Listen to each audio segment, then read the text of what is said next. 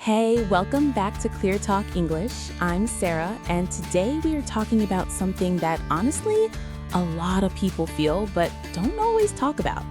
Have you ever had that feeling that something bad is about to happen, even when everything around you looks totally fine? Like your heart is beating fast, your hands are a little sweaty, and your mind just won't stop running? That's anxiety. And here's the thing. This happens to millions and millions of people every single day. Some studies say that anxiety is now one of the most common mental health problems in the world. So if you've ever felt this way, you are definitely not alone. Today, I have a really special guest with me. Mark is a mental health counselor who has been helping people understand and deal with anxiety for over 10 years. Mark, welcome to the show. Thanks, Sarah. It's really great to be here. And yes, anxiety is something I talk about every single day with my clients. So I'm happy to talk about it here too. Perfect. So before we get into the big stuff, I want to ask you something that I think a lot of people wonder. Like, is anxiety always a bad thing? Because I feel like we hear that word and we immediately think, oh no, something is wrong. But is that actually true? That's such a great question to start with. And actually, no, anxiety is not always a bad thing. In fact, it's a completely normal part of being human. But let's get into that because I think it'll make a lot of people feel better about themselves. Okay, so let's start from the beginning. What exactly is anxiety? I mean, most people use that word, but I don't think everyone really knows what it means. Right. So in simple words, anxiety is your body's way of reacting to stress or danger. It's actually a survival tool. Think about it. Thousands of years ago, if a human saw a wild animal nearby, their body needed to react fast. The heart would beat faster, breathing would get quicker, muscles would get tense. All of that was to help them run away or fight. We call this the fight or flight response. Oh, interesting. So it's like your body is trying to protect you? Exactly. And the thing is, our bodies still do this today, even when the danger is something like a big exam, a job interview, or even just sending an important email. Your brain can't always tell the difference between a wild animal and a stressful situation, so it reacts the same way. Oh, wow. That actually makes a lot of sense. So when I feel nervous before a presentation at work, my body thinks I'm being chased by a lion? Pretty much, yes. Your brain is like, danger ahead, prepare yourself. And honestly, a little bit of that feeling can actually help you focus and do better. The problem is when the anxiety gets too strong, or it shows up all the time, even when there's nothing really dangerous happening. That's when it can start to affect your daily life. So where's the line between normal anxiety and something that is a real problem? Great question. Normal anxiety usually comes and goes. You feel it before something stressful, and then it goes away. But when it becomes a problem, it's more constant. You feel worried almost all the time. It gets in the way of your work, your relationships, your sleep. You might avoid things you used to enjoy because they make you feel too anxious. That's when people might have what we call an anxiety disorder. And how common is that? Very common. About 1 in 5 people will experience an anxiety disorder at some point in their life. So this is something a lot of people go through. 1 in 5. That is really a lot. Okay, so now I'm curious, what does anxiety actually feel like in the body? Because I think some people might be feeling it and not even realize it. Yes, absolutely. People experience anxiety in very different ways, both in the body and in the mind. In the body, you might feel your heart beating fast, like it's going too hard. You might have trouble breathing or feel like your chest is tight. Some people sweat more, their hands shake, or they feel dizzy. And a really common one, stomach problems. Feeling sick, having stomach aches, or needing to use the bathroom a lot. Oh, I've definitely had that feeling before a big moment. Like my stomach just does this whole thing. Yes, butterflies in the stomach. We all know that one. That's your nervous system doing its job, but it can be more intense than butterflies for some people. And what about in the mind? What are the mental signs of anxiety? In the mind, anxiety often looks like overthinking, going over the same thought again and again, usually imagining the worst possible thing that could happen. It can also look like trouble concentrating, feeling irritable, or having a really hard time sleeping because your brain just won't turn off at night. Oh, the not sleeping thing is so real. I have a friend who says she lies awake at night just thinking about everything that could go wrong the next day. That's very classic anxiety. The mind gets stuck in what we call a worry loop. You think about one thing, then another, and suddenly it's 3 in the morning and you haven't slept at all. Ugh, that sounds exhausting. And I imagine it affects not just the person feeling it, but also the people around them, right? Absolutely. When someone is constantly anxious, they might pull away from friends and family, avoid going out, or be in a really bad mood a lot of the time. Not because they want to be, but because they're just so tired from all that mental stress. It really can affect relationships, work, everything. So it really is more than just feeling a little nervous, and I think that's important for people to understand. But here's what I really want to know. Why does this happen to some people more than others? Like, what causes anxiety? That's a big question, and honestly, it's not just one thing. Anxiety usually comes from a mix of different factors. The first one is biology. Some people are just born with a brain that reacts more strongly to stress. It can run in families, so if your parents or grandparents had a lot of anxiety, there's a higher chance you might too. So it can be genetic? It can, yes, but genes are just one part of it. The second big factor is life experiences. If someone went through something difficult, maybe a traumatic event, growing up in a stressful home, or going through a really hard time, that can make the brain more sensitive to stress later on. That makes sense. Like your brain learns to be on high alert. Exactly. And then there's the environment, the things happening around you right now. A stressful job, financial problems, health issues, relationship difficulties. All of these can trigger or increase anxiety. And in today's world, we also have to talk about technology and social media. Oh, yes, that's huge. I feel like social media is making everyone more anxious. It definitely plays a role. We're constantly connected, always getting news, and a lot of it is negative. We compare ourselves to other people's perfect lives online.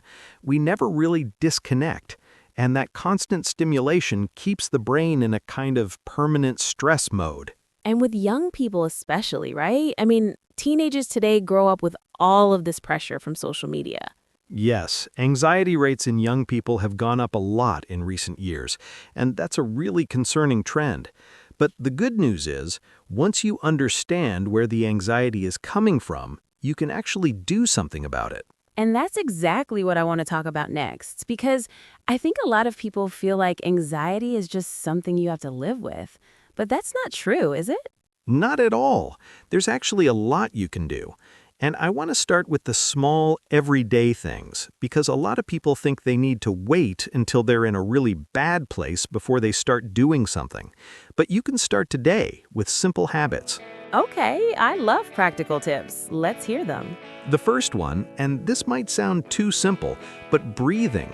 When anxiety hits, your breathing usually gets fast and shallow, which actually makes the feeling worse. If you take slow, deep breaths, breathe in for 4 counts, hold for 4, breathe out for 4, you actually calm down your nervous system. It sends a signal to your brain that says, "We're safe." I've heard of box breathing. I tried it once, but I never stuck with it. Most people don't, and that's normal. The key is to practice it when you're not anxious, so that when you are, it comes naturally, like training a muscle. That's a really good way to think about it. What else? Movement. Physical exercise is one of the best tools we have for anxiety. It doesn't have to be going to the gym. Even a 20-minute walk outside can make a real difference. When you move your body, it burns off some of that stress energy and releases chemicals in your brain that make you feel better. Like endorphins? Exactly. Endorphins are like your brain's natural feel-good chemicals. Exercise is basically a free antidepressant. Another big one is sleep. We talked about how anxiety messes up sleep, but it also works the other way. Poor sleep makes anxiety worse. So trying to keep a regular sleep schedule, putting your phone away before bed, making your room calm and dark, these things really help. What about mindfulness? I feel like that word gets thrown around a lot. Is it actually effective? Yes, and I think people overcomplicate it. Mindfulness just means paying attention to what's happening right now instead of worrying about the future or thinking about the past. It can be as simple as noticing what you see, hear, and feel around you in this moment. There's actually a lot of research showing it reduces anxiety over time. So it's not about emptying your mind, it's more like noticing your thoughts without letting them take over. Perfect description.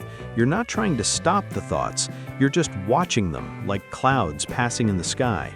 And the more you practice, the less power they have over you. I love that image. But what about when these tools aren't enough? Like when someone is really struggling, what should they do? This is really important. A lot of people wait too long before asking for help, sometimes because they feel embarrassed or they think they should just be able to handle it on their own. But anxiety is a health issue, just like a broken leg or a bad cold.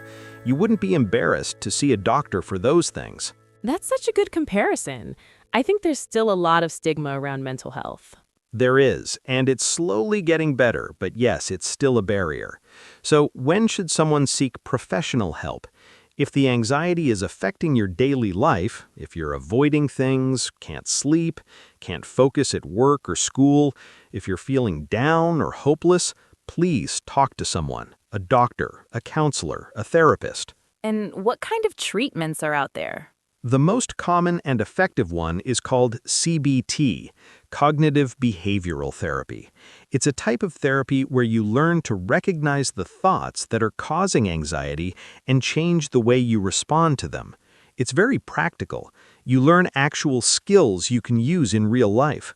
Research shows it works really well for anxiety. And what about medication? I know some people take medication for anxiety. Medication can definitely help, and for some people it's a really important part of treatment. But it's usually most effective when combined with therapy. Medication can help reduce the symptoms so that you're in a better place to work on the root causes. A doctor or psychiatrist would be the right person to talk to about that. And I think it's also worth saying getting help is a sign of strength, not weakness. Asking for help when you need it is actually really brave. Completely agree. Taking care of your mental health takes courage, and the earlier you get support, the better. That's so important to hear.